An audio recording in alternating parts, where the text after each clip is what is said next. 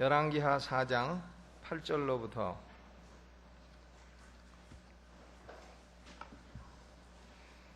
열왕기하 4장 8절로부터 봉독하겠습니다.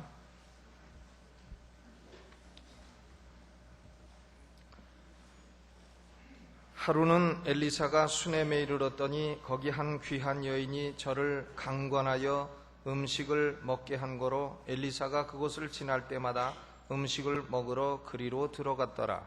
여인이 그 남편에게 이르되, 같이 읽죠. 9절 시작. 여인이 그 남편에게 이르되, 항상 우리에게로 지나는 이 사람은 하나님의 거룩한 사람인 줄을 내가 아노니. 계속 읽습니다. 우리가 저를 위하여 작은 방을 담 위에 짓고 침상과 책상과 의자와 촛대를 진설하사이다. 저가 우리에게 이르면 거기 유하리이다 하였더라. 하루는 엘리사가 거기 이르러 그 방에 들어가서 누웠더니 자기 사환 게하시에게 이르되, 이 수넴 여인을 불러오라. 곧 부르매 여인이 그 앞에 선지라. 엘리사가 자기 사환에게 이르되, 너는 저에게 이르라. 네가 이같이 우리를 위하여 생각이 주밀하도다. 내가 너를 위하여 어떻게 하랴? 왕에게나 군대 장관에게 무슨 구할 것이 있느냐? 여인이 가로되, 나는 내 백성 중에 거하나이다 하니라. 엘리사가 가로되, 그러면 저를 위하여 무엇을 하여야 할꼬? 게하시가 대답하되, 참으로 이 여인은 아들이 없고 그 남편은 늙었나이다. 가로되, 다시 부르라. 부르매 여인이 문에 서니라. 엘리사가 가로되, 돌이 되면 네가 아들을 낳으리라. 여인이 가로되, 아니로소이다. 내 주 하나님의 사람이여, 당신의 계집종을 속이지 마옵소서 하니라. 여인이 과연 잉태하여 돌이 돌아오매 엘리사의 말한 대로 아들을 낳았더라. 그 아이가 저기 자라매 하루는 곡식 빼는 자에게 나가서 그 아비에게 이르렀더니 그 아비에게 이르되, 내 머리야 내 머리야 하는지라. 그 아비가 사안에게 명하여 그 어미에게로 데려가라 하매 곧 어미에게로 데려갔더니 낮까지 어미의 무릎에 앉았다가 죽은지라. 그 어미가 올라가서 아들을 하나님의 사람의 침상 위에 두고 문을 닫고 나와서 그 남편을 불러 이르되, 청컨대 한 사환과 한 나귀를 내게로 보내소서. 내가 하나님의 사람에게 달려갔다가 돌아오리이다. 그 남편이 가로되, 초하루도 아니요 안식일도 아니오늘 그대가 오늘 어찌하여 저에게 나아가고자 하느뇨? 여인이 가로되, 평안이니이다. 아멘. 거기까지만 보죠. 여인이 가로되 평안이니이다. 여기 이 수넴 엘리사 시대에 엘리사라고 하는 사람이 엘리야의 후계자입니다. 아합 시대에 바알과 아세라 거짓 선지자와 싸워 승리한 엘리야, 그 엘리야의 후계자가 누구냐면 엘리사입니다. 근데 엘리사가 지금 이스라엘 왕 아합, 그 다음에 아합의 아들인 요람 왕 시대에 엘리사가 활동을 했고, 시대로 치면은 주전 약 850년경의 스토리입니다. 그런데 이 수넴에 이르렀더니 거기 한 귀한 여인이 있었다 그랬어요. 귀한 여인이 있었다. 여인이 어떻게 하면 귀한 여인이라 이런 소리를 들을 수 있습니까? 여자가 어떻게 하면 귀한 여인이 있었다. 거기 한 귀한 여인이 있었다 그랬습니다. 여러분 오늘 다 귀한 여인의 믿음을 배우시기를 주님의 이름으로 축원합니다. 사람이 위대한 것은 무슨 유명한 사람이다 그런 데 있는 것 같지 않습니다. 유명하고 무슨 사회적으로 큰 지위가 있고 그런 것이 사람을 위대하게 만드는 것 같지 않습니다. 오늘 수넴 여인의 스토리를 보면 이 여인은 이름도 몰라요, 성도 몰라, 아무도 모릅니다. 그냥 수넴 여인입니다. 그냥 서산댁 이런 여인이지 특별히 이름이 나와 있지 않습니다. 그런데 이 여인을 성경은 아주 귀한 여인이라, 아주 위대한 여인이라 이렇게 말하고 있습니다. 히브리서 11장 35절에도 여자들은 자기의 죽은 자를 부활로 받기도 했다 했는데, 바로 이 죽은 자를 다시 생명이 소생되게 가운데서 받은 여인들 가운데 수넴 여인이 들어가는 겁니다. 그러니까 이 수넴 여인은 위대한 믿음의 여종이라 이렇게 볼 수 있는데, 수넴 여인의 위대함은 이 여인의 외적인 데 있지 않습니다. 왕족 출신도 아니고 귀족 출신도 아니고 큰 미인도 아니고, 그렇다고 무슨 큰 영권의 소유자도 아니고 뭐 큰 영적인 지도자도 아니고, 그럼에도 불구하고 하나님이 이 수넴 여인을 참으로 위대한 여인이다 이렇게 말했습니다. 그러면 이 수넴 여인이 그렇게 위대한 인물이 된 원인은 뭐냐? 제가 이 말씀을 가만히 보니까 그 평범한 말 속에 위대함이 있습니다. 예를 들면 뭐 평안이니이다, 아니면 나는 내 백성 중에 거하니이다. 이 여인의 말이요, 그 간단한 말인데 대단히 파워풀해요. 이 여인의 언어 하나하나가 대단한 말입니다. 그래서 이 여인의 언어를 생각하면서 사람이 과연 위대한 것은 어디에 있는가 하는 것을 살펴보고자 합니다. 첫째로는 그녀의 봉사정신이에요. 이분은 어떤 정신을 갖고 있었느냐? 봉사정신을 가지고 있었던 사람이라. 엘리사가 이곳저곳을 다니며 불신앙과 싸우고 여호와 신앙을 확립하려고 했습니다. 그런데 이 수넴 여인은 가만히 보니까 저 엘리사라고 하는 분이 보통 분이 아니다. 저분은 하나님이 함께하는 분이요, 저분은 하나님이 특별히 택한 종이요, 이것을 알게 됐습니다. 그래서 이 수넴 여인은 엘리사와 그 사환 게하시가 동네를 지날 때마다 어떻게 했냐면 간권해가지고 우리 집 와서 식사 좀 하시오 이래가지고는 올 때마다 이 여인이 뭘 했냐면 식사 대접을 한 겁니다. 근데 그것뿐만이 아니고 이 여인은 식사 대접을 할 뿐만 아니라 지붕 위에다가 작은 방을 하나 만들었습니다. 누구를 위해서 만들었냐? 엘리사를 위해서 방 하나를 만들고 그곳에 뭘 두었다 했느냐? 성경에 보니까 이 여인의 이름은 안 나오고요, 쓸데없는 거는 잔뜩 나와 있어요. 10절에 보니까 침상과 책상과 의자와 촛대를 진설하리이다. 그 방에다가 무엇을 두었는가 하는 것은 자세히 나오고 있습니다. 여인의 이름도 안 나오고 성도 안 나오는데 그 방에다가 침상과 책상과 의자와 촛대를 갖다 놨다. 그러니까 이분이 설교하는 분이니 설교 준비할 때 책상도 필요할 거고, 앉아서 공부하려면 촛대도 필요할 거고, 의자도 필요할 거고, 또 피곤하고 잘라면 침상도 필요할 거고 하니까 그런 걸 다 방을 조그맣게 만들어 놓고 그런 걸 마련을 해줬다 그랬어요. 바로 하나님께서 이 여인의 이런 봉사정신에 감동한 겁니다. 이 여인의 봉사정신이 하나님을 감동시키셨어요. 그런데 하나님만 감동시키신 것이 아니고 이 엘리사도 이 여인의 이런 그 봉사정신에 감동을 받았습니다. 그래서 13절에 보니까 네가 이같이 우리를 위하여 생각이 뭐하도다 했습니까? 주밀하도다. 생각이 주밀하도다. 사람이요, 착하고 아둔할 수도 있고요, 착하고도 생각이 주밀할 수도 있어요. 착하고 아둔하면 이용당하기 쉬워요. 근데 착하고 생각이 주밀하면 그런 사람은 훌륭한 신앙인이 되는 것입니다. 그러므로 우리는 이 수넴 여인처럼 착할 뿐만 아니라 생각이 주밀한 사람이 되시기를 주님의 이름으로 축원합니다. 생각이 주밀합니다. 그러므로 하나님께서는 이렇게 봉사를 해도 대충 그까이 거 대충 이렇게 하면은 그게 하나님께 감동이 안 된다 이거예요.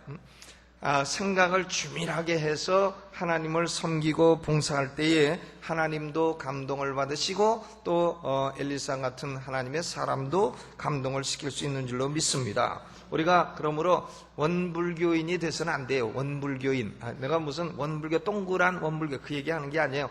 원망, 불평, 교만 합쳐갖고 원불교라. 근데 원불교인이 돼서는 안 되겠습니다. 이 원망, 불평, 교만은요, 사실은 자기가 하나님께 대해서 주밀하게 봉사하지 않는 것을 갖다가 위장하는 그런 행동에 불과한 것입니다. 그러므로 사람을 위대하게 하는 것은 하나님을 봉사하되 주밀한 생각을 가지고 봉사하는 것이 사람을 위대하게 하는 것이다 하는 것을 우리는 수넴 여인의 스토리를 통해서 알 수가 있습니다. 두 번째로는 이 수넴 여인은 욕심이 없어요. 만족정신을 갖고 살고 있습니다. 그러니까 엘리사가 하도 감동을 먹어가지고 그래서 물어보는 겁니다. 내가 이같이 우리를 위해 생각이 줌이라니 내가 너를 위해서 뭐 소원 한 가지 들어주겠다. 나는 왕도 알고 군대 장관도 안다. 그러니까 네 아들 군대 가는 거 있으면 내가 청탁해서 배치도 좀 좋은데 빼줄 수 있고, 또 뭐 내 친척 누구 취직 못된 사람 있으면 왕한테 얘기해서 취직시켜 줄 수도 있고, 내가 왕도 알고 군대 장관도 알고 내가 빼기 좋은 사람이니까 나한테 뭐 부탁할 거 있으면 해라 하니까 이 여인의 말이 뭡니까? 13절 후반에 뭐라 그랬어요? 나는 내 백성 중에 거하나이다. 내 소원이 뭐냐? 그러니까 이 여인의 대답이 뭐냐면 I have a home among my own people. 나는 내 자신의 백성들 가운데 집 갖고 살고 있습니다. 내가 내 고향에 살고 있고, 내가 내 고향 사람들 동족들과 함께 살고 있고, 거기 집을 갖고 살고 있고, 먹을 거 있고 하니 뭘 더 원할 게 있겠습니까? 나는 원하는 거 아무것도 없습니다. 자식도 없고, 부탁할 뭐 친척도 없고, 아무 필요도 없고, 그냥 내 백성 중에 있는 것만 해도 감사하고, 어디 외국에 나가서 살지 않는 것만 해도 감사하고, 내가 사골세빵 살지 않고 집 하나 갖고 살고 있는 것만 해도 감사하나이다. 그게 그런 말이에요. 내가 내 백성 중에 거하나이다. I have a home among my own people. 그렇기 때문에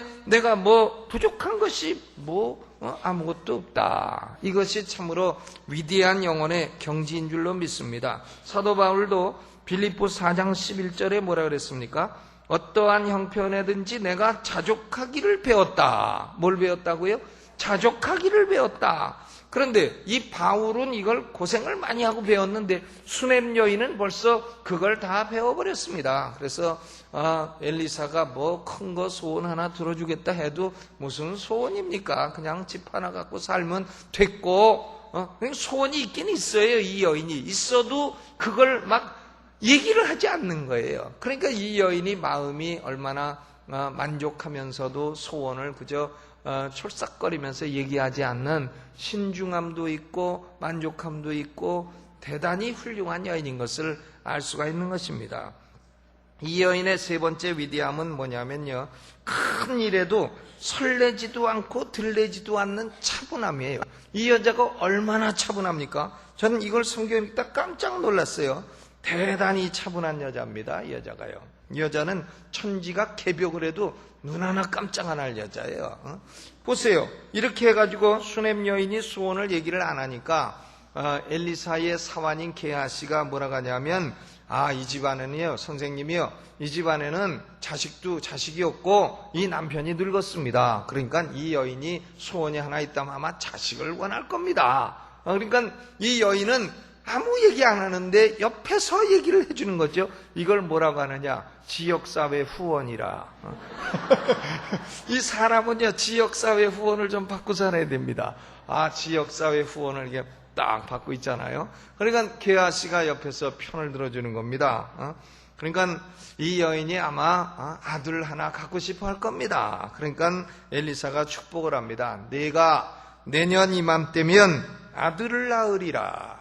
그러니까 수넴 여인의 대답은 겸손합니다. 아니로소이다. 내 주 하나님의 사람이여, 당신의 계집종을 속이지 마옵소서. 아니, 내가 이렇게 늙었고 내 남편도 늙었는데 무슨 아들입니까? 나는 그렇게 과분한 거 바라지도 않습니다. 그런데 엘리사의 말대로 이 여인이 그 이듬해에 아들을 낳았습니다. 아들을 낳아가지고는 아들이 점점 자라게 된 겁니다. 자랐는데 어느 날 자기 아버지와 함께 이제 추수하는 곡식 빼는 곳에 나간 겁니다. 나갔는데 이 아이가 일사병에 걸린 것 같습니다. 왜냐하면 내 머리야 내 머리야, 이 머리 아프다 하는 것은 일사병이 왔다 그거거든요. 그러니까 아버지가 야야 너 엄마한테 가라. 이 아버지는 애 기르는 교육 문제에서는 아주 손뗀 사람 같아요.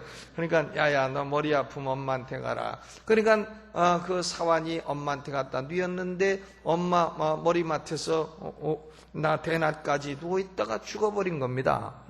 하나님의 사람이 축복을 해서 난 아들이 죽어버렸어요. 죽어버리니까 이 여인이 참 거기서 대성통곡을 하며 울고 난리를 치고 남편 불러와라, 뭐 상 불러와라, 뭘 해라 이렇게 하지 않고 남편한테 가서 뭐라고 합니까? 여보, 사환 하나하고 나귀 하나만 주시오. 하나님 사람한테 다녀오겠습니다. 딱 이렇게 얘기하는 거예요. 그러니까 남편이 이상하니까 물어봅니다. 아니, 오늘은 초하루 날도 아니고 또 오늘은 안식일도 아닌데 왜 하나님의 사람에게로 가려고 합니까? 무슨 일입니까? 그러니까 이 여인의 대답이 뭐예요? 거기 22절. 그 남편이 가로되 초하루도 아니요 안식일도 아니요를 그대가 오늘날 어찌하여 저에게 나아가고자 하느뇨? 여인이 가로되 평안이니이다. 이게 무슨 말이냐면 영어로는 It's alright. 뭐 별일 없소이다. 아들 죽었는데 말이죠. 아들 죽었는데 뭐 별일 아니니까요. 뭐 신경 쓰지 말고 가서 추수일이나 계속하시오. It's alright. 이 대답이요. 저 깜짝 놀랐어요. 이게 도대체 평안이니다가 이게 뭔가. 도대체 이 여인이 어느 경지에 올랐길래 아들 죽었는데 이런 말을 할 수가 있는가? 평안이니이다. 그리고서는 나귀 하나 달라 그래가지고는 쉬지도 않고 달려가는 겁니다. 달려가서 하나님의 사람에게 가는데 보니까 멀리서 엘리사가 보니까 여인이 수넴 여인이 오고 있는 겁니다. 그러니까 사환 게하시를 보내가지고 너는 평안하냐? 네 남편이 평안하냐? 아이가 평안하냐? 이렇게 물어봐라. 그러니까 이 수넴 여인이 뭐라고 또 대답합니까? 26절에 여인이 대답하되 뭐라 했어요? 평안하다. Everything is alright. 모든 게 다 괜찮다. 이 여인 대단합니다. 천지가 개벽을 해도 일 있습니까? 별일 없수이다. 이렇게 대답하는 여인이에요. 참 얼마나 대단합니까? 그리고는 아무 말 안 하고 엘리사한테 가더니 엘리사의 발을 딱 붙드는 겁니다. 27절 산에 이르러 하나님의 사람에게 나아가 그 발을 아는지라. 발을 딱 붙드는 거예요. 그러니까 엘리사가 벌써 알아차리는 거죠. 아하, 고통이 있구나. 그 중심에 괴로움이 있다마는 여호와께서 내게 숨기시고 이르지 아니하셨도다. 그러니까 여인이 가로되 아들 죽었으니 살려내시오 살려내시오. 안 그러고 뭐라 그래요? 내가 내 주께 아들을 구하더이까? 나를 속이지 말라고 내가 말하지 아니하더이까? 이거 완전 간접 화법으로 참 대단한 화법이에요. 내가 언제 아들 달라 했습니까? 나를 속이지 말라 하지 아니했습니까? 그러니까 엘리사도 벌써 목회 몇 년에 눈칫밥 딱 먹어가지고 아들이 죽었구나. 아들이 죽었구나. 그래서 그 게하시에게 이제 지팡이를 손에 들고 가서 그 아이의 얼굴 위에다 올려놔라. 이렇게 해서 게하시를 보내게 되는 것입니다. 근데 이 여인이 대답하는 걸 보세요. 큰일 나도 아이가 죽었어도 평안이니이다. 평안하니요? 평안이니이다. 사람이요, 큰일 나도 그저 이런 평안함을 가지고 사시기를 주님의 이름으로 축원을 드립니다. 조그만 일이 있어도 성통곡하고 설레고 들레고 뭐 조그만 일 일어나도 천지가 개벽하는 것처럼 호들갑을 떠는 데서는 인간의 위대함을 찾을 수가 없는 겁니다. 큰일 나는 것 같아도 뭐 죽기밖에 더 하겠어요? 큰일 나도 굶기야 하겠습니까? 밥 한 끼 먹는 거 무슨 큰 문제 되겠어요? 그렇기 때문에 우리는 큰일 나도 그저 믿음으로 차분함을 유지하고 사시기를 주님의 이름으로 축원합니다. 큰일 나도.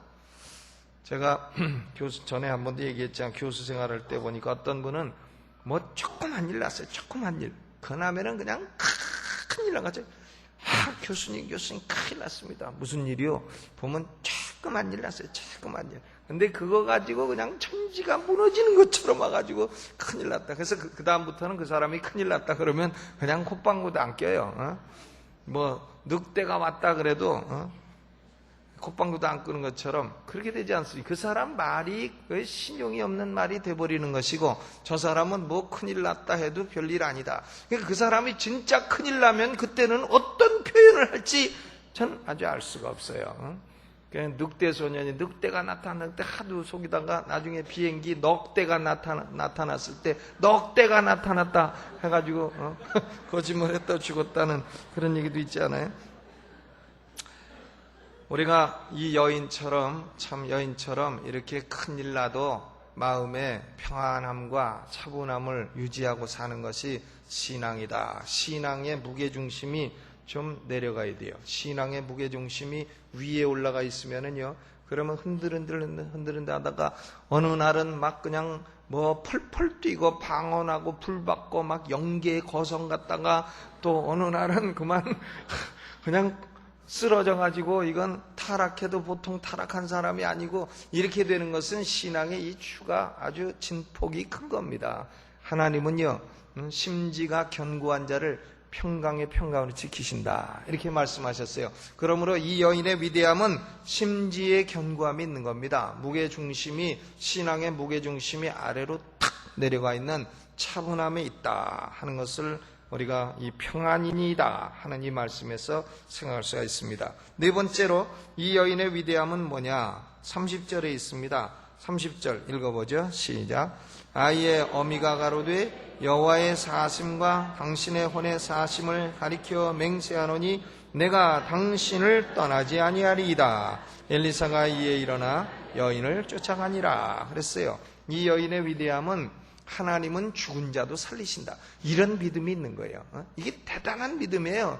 지금 이 수넴 여인의 믿음은 내 아들 죽었는데 내 아들 원래 내가 달라 한 것도 아니고 내 아들 원래 이거 생길 가능성 있는 상황에서 생긴 것도 아니고 이 하나님의 사람 엘리사가 내년에 있을 거다 해서 생겨나기 때문에 내 아들 죽은 것도 이 게하시가 뭐 지팡이 하나 들고 가서는 해결될 문제가 아니고 이 엘리사 이 사람이 가면은 해결된다, 이것을 이분은 믿은 겁니다. 하나님은 죽은 자도 살리시는 하나님이요 없는 것도 있게 하시는 하나님이시라, 이걸 이 여인이 딱 믿어서 나는 여호와의 사심을 가리켜 맹세하건대 내가 당신을 떠나지 아니하리이다, 이래서 할 수 없이 엘리사가 쫓아간 겁니다. 그 엘리사가 쫓아가서 게하시가 먼저 쫓아가가지고는 지팡이를 얼굴에 올려놨지만 아무 역사도 안 일어나고, 그때에 엘리사가 그 아이 위에 딱 올라가더니 인공호흡하듯이 입을 맞추고 눈을 맞추고 손을 맞추고